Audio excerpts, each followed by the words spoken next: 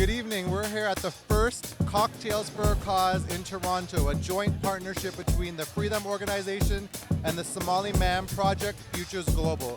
I'm here with the founder of Free Them, Ms. Shay Invidiata, who would like to say a few words about this successful event. We have a full house, we've got a silent auction, an amazing DJ, and some of the most beautiful, prominent, and influential people in Toronto, and we're raising funds and awareness about human trafficking. What would you like to say about the event, Shay?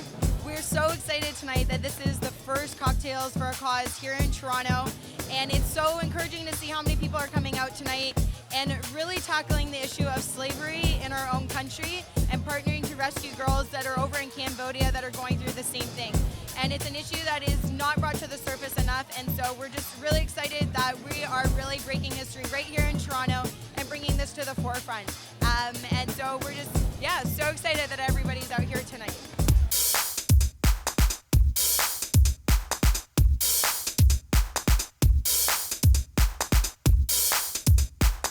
Ivana Radin, and we're here at F-Stop in Toronto for Cocktails for a Cause, presented by Free Them and Project Future Global. We're going to head out into the crowd right now and get people's reaction about human trafficking happening in North America.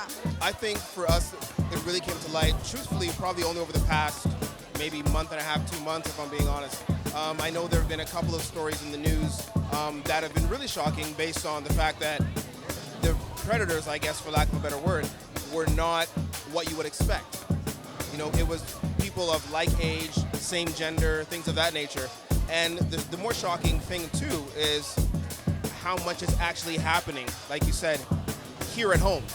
I was shocked to hear that Toronto was such an epicenter, but sadly I wasn't shocked to hear that it's a big problem in Toronto or in North America. I mean, fundamentally we always look at sort of third world countries and try to pretend that it's their problem, but demand for this stuff does come out of places like North America, and that's what really is the problem, is the demand. You got to get rid of the demand, it's not the supply. I think so. I think there needs to be a lot more awareness on the topic.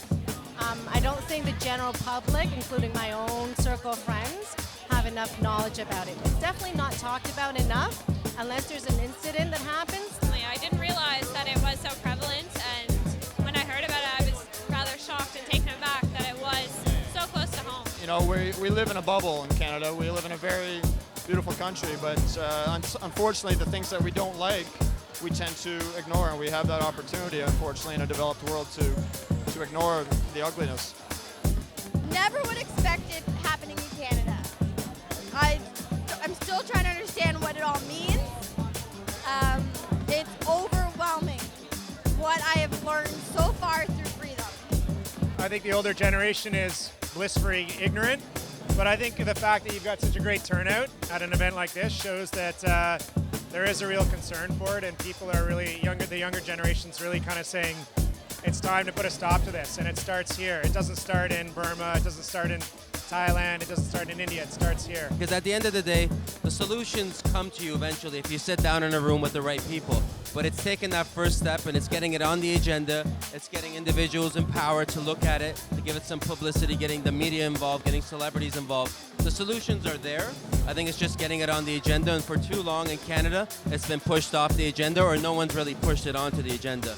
So Shay's done something phenomenal here, and I think everyone's supporting her because it's the first time they've seen it pushed onto the agenda. I mean, she's got it in the House of Commons now, right? That's pretty phenomenal. So I think everybody wants to pitch out and help out in some way or form.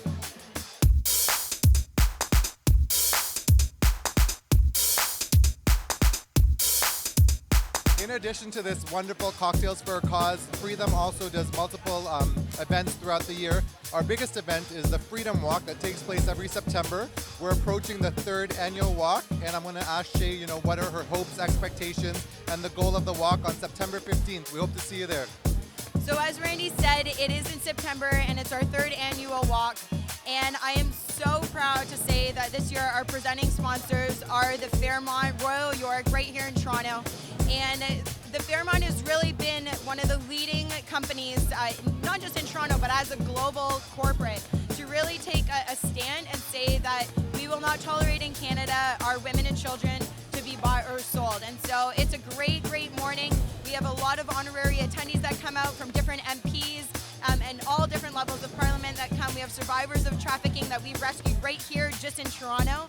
And the morning is just very, very inspiring, and you hear amazing stories and things that we're doing in our government to change legislation that's going to protect our women and children in Canada.